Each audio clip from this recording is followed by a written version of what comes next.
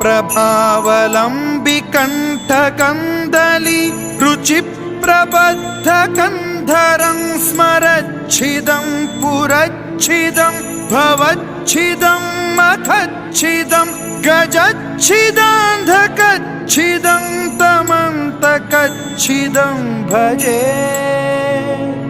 अखर्व सर्वमङ्गलाकलाकदम्बमञ्जरी रसप्रवाहमाधुरी